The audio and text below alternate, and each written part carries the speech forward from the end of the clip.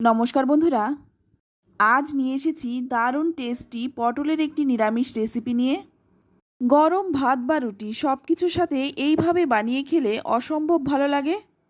মাছ মাংসের প্রয়োজন হবে না, এই এক পদ দিয়েই খাওয়া হয়ে যাবে। ঘরোয়া মশলায় তৈরি এই সাধারণ রেসিপিটি আশা করছি আপনাদেরও ভীষণ ভালো লাগবে।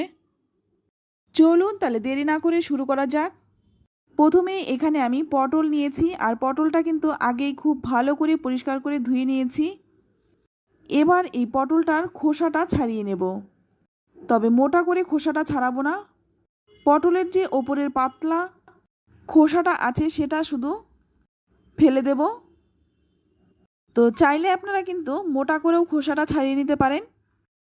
তো সমস্ত পটলের খোসাগুলো আমি একইভাবে ছাড়িয়ে নিলাম। পটলের খোসা ছাড়ানোর পরে কিন্তু আবারও পটলটাকে খুব ভালো করে পরিষ্কার করে ধুয়ে নিয়েছি, কারণ পটল কাটার পরে আর ধোবো না, তাই আরেকবার ভালো করে ধুয়ে নিলাম। এবার পটলটাকে কেটে নেব। তো কিভাবে পটলটা কেটে নিচ্ছি সেটাই আপনাদেরকে দেখিয়ে দিচ্ছি।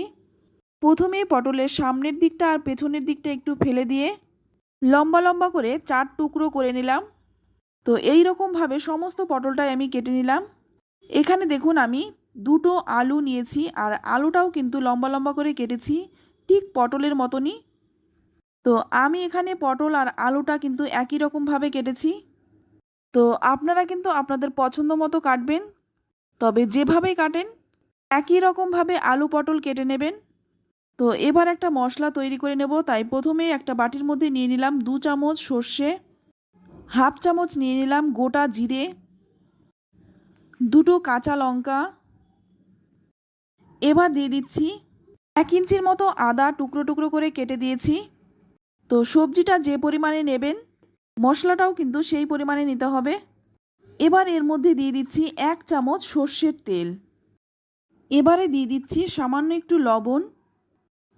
লবণটা দিয়ে এবার এই মশলাটা বেটে নেব।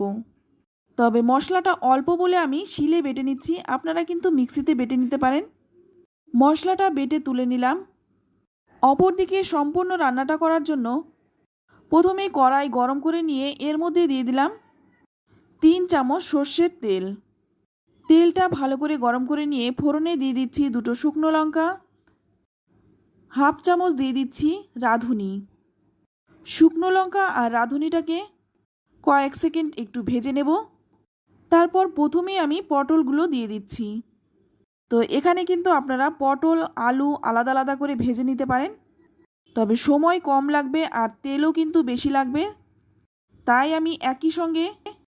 তাই ফোড়নেই কিন্তু আমি একই সঙ্গে ভেজে নিচ্ছি পটলটা প্রথমে 3-4 মিনিট ভালো করে একটু ভেজে নেব।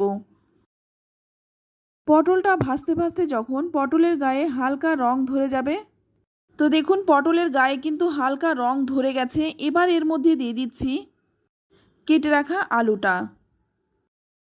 এবার আলুটা দিয়েও কিন্তু খুব ভালো করে পটলের সঙ্গে ভেজে নেব। তো আপনারা কিন্তু চাইলে আলু পটল আলাদা আলাদা করে ভেজে নিতে পারেন। এবার এর মধ্যে দিয়ে দিচ্ছি স্বাদ মতো লবণ, আর দিয়ে দিচ্ছি সামান্য একটু হলুদ গুঁড়ো। লবণ আর হলুদ গুঁড়োটা দিয়ে পটল আর আলুটা আবারও কিছুক্ষণ ভাজবো। এই গরমে যখন কিছুই খেতে ভালো লাগছে না, তখন কিন্তু পটলের এই ঝাল বানিয়ে নিতে পারেন, খেতে ভীষণই টেস্টি হয়। নুন হলুদ দিয়ে ভালো করে মিশিয়ে নিয়ে তারপরে কিন্তু একটা ঢাকা দিয়ে ভাজবো। তো ঢাকনাটা খুলে কিন্তু আমি মাঝে মধ্যে একটু নেড়েচেড়ে দিয়েছিলাম। এভাবে একটু ঢাকা দিয়ে ভাজবেন, এতে করে সবজিটা কিন্তু ভালো করে নরম হয়ে যাবে। এবার এর মধ্যে দিয়ে দিচ্ছি একটা বড় সাইজের টমেটোটা দিয়ে আবারও কিন্তু কিছুক্ষণ আলু পটলের সাথে ভেজে নেব। তবে টমেটোটা যাতে তাড়াতাড়ি নরম হয়ে যায়, তাই একটা ঢাকা দিয়ে 5 মিনিট রেখে দেব। 5 মিনিট পর ঢাকাটা খুলে নিলাম। তো এখন কিন্তু টমেটোটা আগের থেকে বেশ নরম হয়ে গেছে, আর আলু পটল কিন্তু খুব ভালো করে ভাজা হয়ে গেছে। এবার এর মধ্যে দিয়ে দেব বেটে রাখা মশলাটা। সম্পূর্ণ মশলাটা দেওয়ার পর মশলাটা যাতে নষ্ট না হয়, তাই মশলার বাটিটা ধুয়ে সামান্য একটু জলও দিয়ে দিলাম। এবার এই মশলাটা দিয়ে কিন্তু আলু পটলের সাথে খুব ভালো করে কষিয়ে নিতে হবে যতক্ষণ না এই মশলার কাঁচা গন্ধটা চলে যাচ্ছে। তাই একটু সময় নিয়ে কিন্তু এই মশলাটাকে কষিয়ে নেব। 3-4 মিনিট সময় নিয়ে এই মশলাটা কষানোর পর এখানে সামান্য একটু জল দিয়ে দিলাম যাতে মশলাটা পুড়ে না যায়। তারপর আবারও কিন্তু খুব ভালো করে কষিয়ে নেব। তো এইভাবে কিন্তু একটু কষিয়ে নেব। খেয়াল রাখতে হবে মশলাটা যাতে পুড়ে না যায়।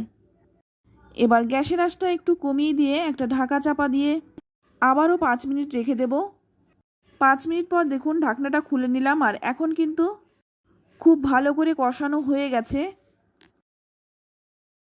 এবার এর মধ্যে দিয়ে দিচ্ছি জল। এখানে জলটা একটু বেশি দেব কারণ এই রান্নাটা একটু ঝোলঝোলি হবে।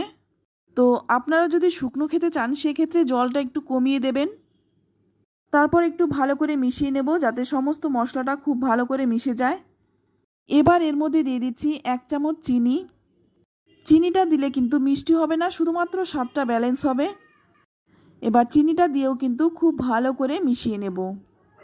যে কোনো নিরামিষ রান্নায় সামান্য একটু চিনি দিলে কিন্তু স্বাদটা ব্যালেন্স হয় আর খেতেও কিন্তু খুব ভালো হয়। ভালো করে মিশিয়ে নিয়ে আবারও একটা ঢাকা দিয়ে দেব 10 মিনিটের মতো। তো 10 মিনিট পর দেখুন ঢাকনাটা খুলে নিচ্ছি। এখন কিন্তু ঝোলটা ফুটে অনেকটাই শুকিয়ে গেছে আর এখানে কিন্তু আলুটাও খুব ভালো করে নরম হয়ে গেছে। তো আবারও কিন্তু ভালো করে একটু নেড়েচেড়ে মিশিয়ে নেব।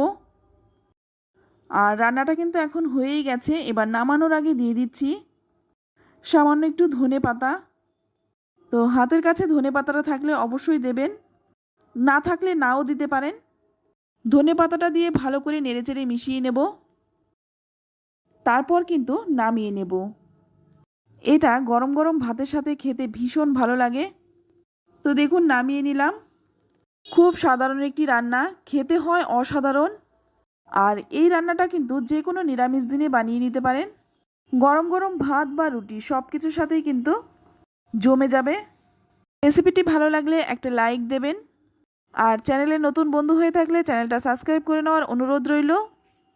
তো একবার হলেও রান্নাটা করুন, খেয়ে তারপর কমেন্টে লিখে জানান খেয়ে আপনাদের কেমন লাগলো। ভালো লাগলে আত্মীয় স্বজন বন্ধু বান্ধবের সাথে শেয়ার করুন। তো আজ এই পর্যন্ত, আবারও নিয়ে আসবো অন্য কোনো নতুন রেসিপি। সকলেই ভালো থাকবেন, সুস্থ থাকবেন। ধন্যবাদ।